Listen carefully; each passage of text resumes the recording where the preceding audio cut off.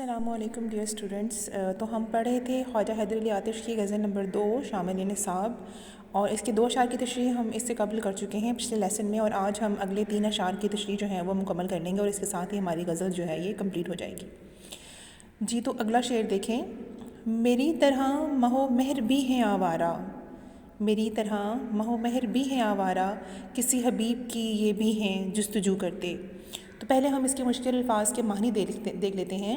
مہو مہر کا مطلب ہوتا ہے چاند اور سورج، اور جستجو کا مطلب ہوتا ہے تلاش کرنا کسی چیز کی، اور حبیب کا مطلب ہوتا ہے محبوب۔ تو یہاں پہ اس کا سمپل سا مفہوم جو بنتا ہے وہ یہ ہے کہ شاید میری طرح چاند اور سورج بھی کسی محبوب کے متلاشی ہیں،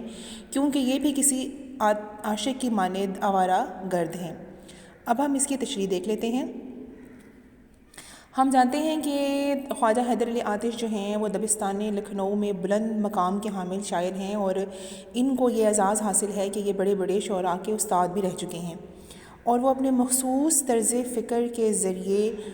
اپنی طرز فکر کو ہمیں عام کرتے ہوئے دکھائی دیتے ہیں، اور اپنی جو ہے وہ لوگوں کو دعوت فکر دیتے ہیں۔ اب یہاں پہ دیکھیں کہ شاعر نے یہاں پہ جو لفظ استعمال کیا ہے آوارہ کا، تو اگر دیکھا جائے تو آوارہ گردی یا کوچہ گردی اور مارے مارے پھرنا اور در بدر پھرنا جو ہے یہ عاشقوں کی صفات میں سے آتا ہے، اور انسان میں جب عشق کا جذبہ بھر جاتا ہے تو یہ جذبات کی اس ندی میں رواں ہو جاتا ہے، اور جب جذبات عروج پر پہنچتے ہیں تو عاشق اپنے گھر بار کو چھوڑ دیتا ہے اور گلی کوچوں میں مارا مارا پھرتا ہے۔ بے چینی بے قراری کی حالت میں وہ گلیوں کی خاک چھانتا رہتا ہے اور نگر نگر دیوانہ وار پھرتا ہے تاکہ اسے محبوب کا دیدار حاصل ہو جائے، اور اس دیدار کے بعد اسے جو ہے وہ قلبی اور ذہنی سکون حاصل ہو جائے۔ یہی نہیں بلکہ وہ جذبہ محبت اور عشق و جنون کی سرحدوں کو پار کرتا ہے، تو اس کے بعد وہ گلیوں اور کوچوں اور صحراؤں کو بھی چھوڑ دیتا ہے اور جنگلوں کی طرف جو ہے وہ نکلتا ہے اور اپنے محبوب کو پکارتا ہے، یہ جانتے ہوئے بھی کہ اسے صحرا میں اس کا محبوب نہیں مل سکتا۔ چنانچہ وہ اس آوارہ گردی کے عالم میں تمام گری پڑی اور مدار میں گھومتی ہوئی اشیاء کو اپنی طرح محبوب کی خاطر آوارہ گرد سمجھتا ہے، اور یہ کہنے لگتا ہے کہ میں بھی ہوں تیری طرح سے آوارہ و بیکار، میں بھی ہوں تیری طرح سے آوارہ و بیکار، اڑتے ہوئے پتے مجھے ہمراہ لیے چل۔ تو یہاں پر شاعر نے اجرام فلکی کو بھی جو ہے وہ اپنے محبوب کا متلاشی قرار دیا ہے، اور چاند اور سورج، ویسے تو ہمیں پتہ ہے کہ چاند اور سورج کی جو گردش ہوتی ہے وہ قواعد فطرت کے مطابق ہوتی ہے، اور اس امر کا اللہ تعالیٰ نے جو ہے وہ انہیں حکم دے رکھا ہے کہ وہ اپنے اپنے مدار میں گردش کرتے ہیں، اور قرآن مجید کی سورہ یاسین میں بھی اس کا اظہار اس طرح سے فرمایا ہے کہ چاند اور سورج جو ہیں وہ سب اپنے مقرر شدہ مدار میں گردش کرتے ہیں۔ لیکن شاعر نے یہاں پہ دیکھیں اپنے تخیل کا اور کس طرح سے استعمال کیا ہے کہ اس نے صنعت حسن تخیل کا استعمال کرتے ہوئے بڑے ہی خوبصورت انداز میں یہ اظہار کر دیا ہے کہ وہ یہ کہہ رہا ہے کہ چاند بھی اور سورج بھی محبوب کی تلاش میں سرگرداں ہیں، اور محبوب کی تلاش جو ہے وہ ان کا محور ہے، اور یہ بھی جو ہے وہ میری طرح ہی محبوب کے متلاشی ہیں، اور یہ بھی اسی طرح سے جو ہے وہ آوارہ گردی کر رہی ہیں۔ اب یہاں پہ دیکھیں جو حوالے کا شعر آپ استعمال کر سکتے ہیں اس کے اندر کہ یہ بے جواز نہیں مہر و ماہ کی گردش، یہ بے جواز نہیں مہر و ماہ کی گردش، کسی کی چاہ انہیں در بدر پھراتی ہے۔ پھر ایک اور شعر دیکھیں۔ رہتے ہیں سدا چاند بھی سورج بھی سفر میں، رہتے ہیں سدا چاند بھی سورج بھی سفر میں، شاید کسی محبوب کا گھر ڈھونڈ رہے ہیں۔ یعنی کہ سمپل سا مفہوم یہ ہے کہ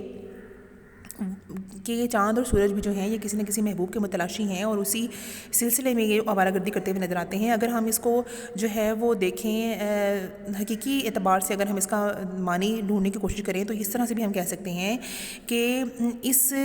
نظریے کو ہم جو نظریہ وحدت الوجود ہے اس شعر کو ہم اس حساب سے بھی دیکھ سکتے ہیں کہ اس میں شاعر یہ کہتا ہے کہ خدا جو ہے وہ کل ہے اور کائنات کا جزو ہے، اور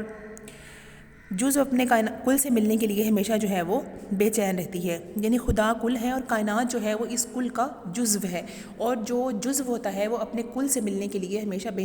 چین رہتا ہے، لہٰذا سورج اور چاند جو ہیں یہ جزو ہیں، اور محبوب جو ہے وہ ان کا خدا ہے، اور یہ اپنے کل کو دیکھنے کے لیے ہمیشہ بےتاب رہتے ہیں، اور اللہ تعالیٰ سے محبت کرنے والے جو بندے ہوتے ہیں وہ بھی ہمیشہ خدا کے متلاشی رہتے ہیں اور اپنے اللہ تعالیٰ کے دیدار کے طلبگار رہتے ہیں، اس لیے وہ بھی ہمیشہ جو ہے وہ ہمیں آوارہ گردی کرتے ہوئے نظر آئیں گے اور تلاش کرتے ہوئے نظر آئیں گے اپنے محبوب کو۔ تو اگر ہم اس کو حقیقی معنی میں دیکھیں تو اس کا جو مفہوم ہے وہ یہ بنتا ہے کہ چاند اور سورج بھی اپنے اللہ یعنی محبوب کے متلاشی ہیں، اور اسی لیے وہ ہمیشہ گردش میں رہتے ہیں تاکہ وہ اپنے جزو کا ایک حصہ بن جائیں۔ جی تو اس کے بعد اس کا اگلا شعر دیکھیں، ہمیشہ میں نے گریباں کو چاک چاک کیا، تمام عمر رفو گر رہے رفو کرتے۔ تو پہلے ہم اس کے مشکل الفاظ کے معنی دیکھ لیتے ہیں۔ رفو کرنا کا مطلب ہوتا ہے مرمت کرنا، اور رفو گر کا مطلب ہوتا ہے کپڑے کو مرمت کرنے والا، اور یہاں پہ جو ہے وہ شاعر کی مراد ہے ہمدرد یا خیرخواہ لوگ۔ ٹھیک ہے جی، اب دیکھیں جی اس میں جو سمپل سا مفہوم بنتا ہے وہ یہ ہے کہ میں نے جنون اور عشق میں اپنے گریباں کو ہمیشہ چاک چاک کرتا رہا، جبکہ میرے جو دوست، میرے ہمدرد، میرے خیرخواہ جو ہیں وہ اسے مرمت کرتے رہے۔ اب ہم اس کے جو ہے وہ تشریح کی طرف آ جاتے ہیں، اور اس میں سمپل سی وہی بات ہے کہ پوری غزل میں جو ہے وہ یہی اسی قسم کا مضمون بیان ہوا ہے کہ جو عشاق ہوتے ہیں جب وہ جنون کی حدوں کو پار کرتے ہیں اور عشق میں فنا فی المحبوب کے مقام تک پہنچتے ہیں، تو گھر بار عزیز و اقارب کو چھوڑ کر صحراؤں کا رخ کرتے ہیں، عالم وحشت اور حالت جنون میں اپنے گریبان اور کپڑوں کو پھاڑ ڈالتے ہیں، اور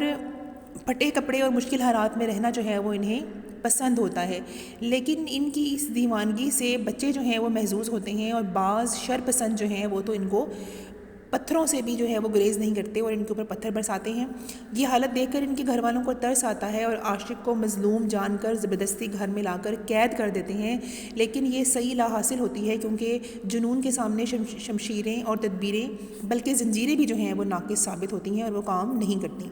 تو یہاں پہ جو آپ ایک شعر جو ہے وہ حوالے کے طور پہ سما کر سکتے ہیں کہ جنون میں اب کے کام آئی نہ کچھ تدبیر بھی آخر،